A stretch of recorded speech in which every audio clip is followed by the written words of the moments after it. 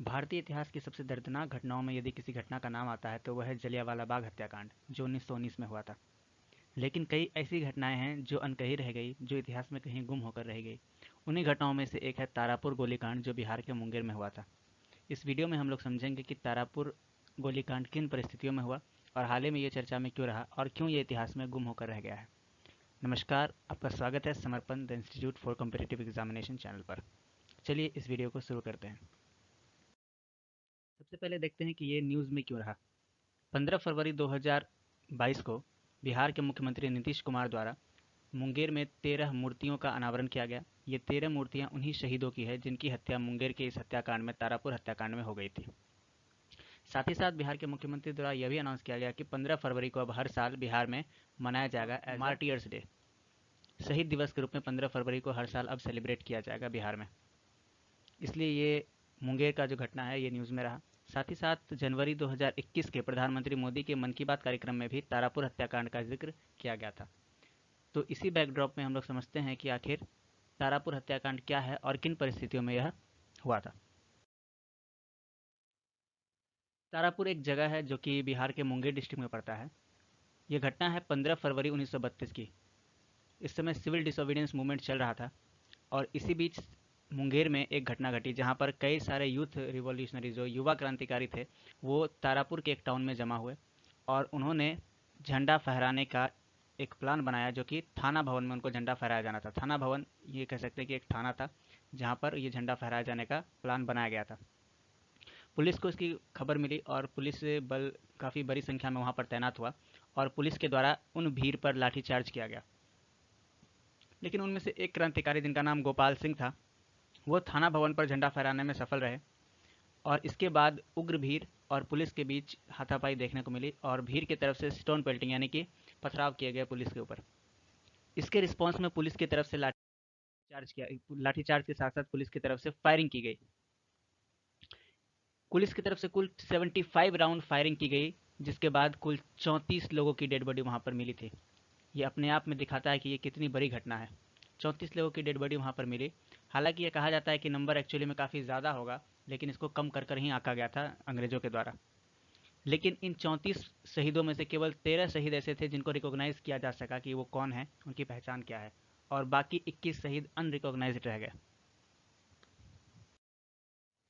अब हम समझते हैं कि ऐसी क्या परिस्थितियाँ थी जिस कारण से इतनी बड़ी संख्या में लोग सड़क पर इकट्ठा हुए और अंग्रेज़ों द्वारा उनको रोकने के लिए लाठीचार्ज किया गया और अंततः उन पर फायरिंग की गई। क्या परिस्थितियाँ थी जिन्होंने लोगों को इतना उग्र एक्शन लेने के लिए जो है वो मोटिवेट किया। तो उस समय 1932 का समय था, जिस समय काफ़ी सारी घटनाएं पूरे भारत में एक साथ घट रही थी। जैसे कि 23 मार्च 1931 शहीद भगत सिंह, राजगुरु और सुखदेव को फांसी दी गई, जिसके कारण से पूरे भारत में रोष था कि उनकी फांसी क्यों नहीं रुक पाई। इसके अलावा गांधी इरविन पैक्ट एक फेल्योर साबित हुआ था, क्योंकि सेकेंड राउंड टेबल कॉन्फ्रेंस में गांधी जी वापस आ गए थे और कोई भी ठोस निर्णय वहाँ पर नहीं हो सका था और दोबारा सिविल डिसोबीडियंस मूवमेंट का सेकेंड राउंड जो है वो इंडिया में आकर शुरू हुआ। उस सेकेंड राउंड में अंग्रेज़ों ने काफ़ी दमनतापूर्वक उसको रोकने का कार्यक्रम चलाया, जिसमें कई कांग्रेस को खुद इलीगल घोषित कर दिया गया और कई सारे नेताओं को गिरफ्तार कर दिया गया। इनमें मुंगेर के भी कुछ सक्रिय लीडर थे जिनको गिरफ्तार कर लिया गया था। तो इन सभी परिस्थितियों के कारण लोगों में काफ़ी गुस्सा था, लोगों में अंग्रेज़ों के प्रति काफ़ी असंतोष था और इसी का जो परिणाम है वो इस भीड़ के रूप में दिखा जो सड़क पर उतर आए थे। और ये सड़क पर जो भीड़ उतर आए उनको सरदार शार्दुल सिंह, जो कि उस समय कांग्रेस के लीडर हुआ करते थे, उन्होंने इन भीड़ को एक तरह से टास्क के रूप में ये कहा कि हम लोग अपने प्रोटेस्ट के तरह, अपने विरोध स्वरूप हम लोग क्या करेंगे, सरकारी भवनों पर, सरकारी थानों पर झंडा फहराएंगे, ट्राई कलर को फहराया जाएगा, तिरंगे को। और इसी कार्यक्रम के अंतर्गत मुंगेर के तारापुर के थाना भवन को चुना गया था और इस कारण से लोग थाना भवन की तरफ बढ़ रहे थे बड़ी संख्या में वहाँ पर झंडा फहराने के लिए, जिसको रोकने का प्रयास अंग्रेज़ों ने किया था। अब हम देखते हैं कि ये इतिहास में किस तरीके से अनरिकॉग्नाइज्ड रह गया। 1932 का यह हत्याकांड, जलियांवाला बाग हत्याकांड के बाद दूसरा सबसे प्रमुख हत्याकांड, मास किलिंग अगर हम लोग कह सकते हैं तो अंग्रेज़ों द्वारा, वो तारापुर का ही हत्याकांड था। लेकिन आज़ादी के काफ़ी समय बाद तक भी यह हत्याकांड काफ़ी अनरिकॉग्नाइज्ड रहा। ना ही सरकार की तरफ से इसके प्रति कोई एक्शन लिया गया, ना ही इनको कमेमोरेटिव बनाने के लिए कोई प्रयास किया गया। लेकिन 1967 में पहली बार बिहार में उस समय एक निर्दलीय मुख्यमंत्री पहली बार बने थे, वो थे श्री महामाया प्रसाद सिन्हा। श्री महामाया प्रसाद सिन्हा ने पहली बार जो वो डिमांड रखी कि इस हत्याकांड को रिकॉग्नाइज किया जाए और जो शहीद हुए हैं उनको राष्ट्रीय शहीद का दर्जा मिलना चाहिए। इसके बाद 1984 में पहली बार 13 शहीदों का नाम जो है वो अंकित किया गया थाना भवन के एरिया में, और 100 स्क्वायर फीट के एरिया को एक तरह से पार्क के रूप में डेवलप किया गया और वहाँ पर इन 13 शहीदों का जो है वो नाम अंकित कराया गया। उसके बाद एक लंबे समय अंतराल के बाद 2022 में 15 फरवरी 2022 को चीफ मिनिस्टर के द्वारा 13 मार्टियर्स की मूर्ति को इनॉग्रेट किया गया है।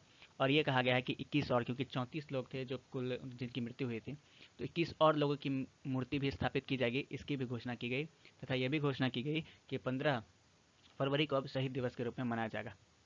वर्तमान में जो थाना भवन है वो वैकेटेड है, यानी कि वो खाली है, और उसके चारों तरफ पार्क के रूप में उसको डेवलप किया गया है। लेकिन डिमांड है कि इसको एक नेशनल हेरिटेज के रूप में मान्यता मिलनी चाहिए, और ये डिमांड अभी भी पेंडिंग है।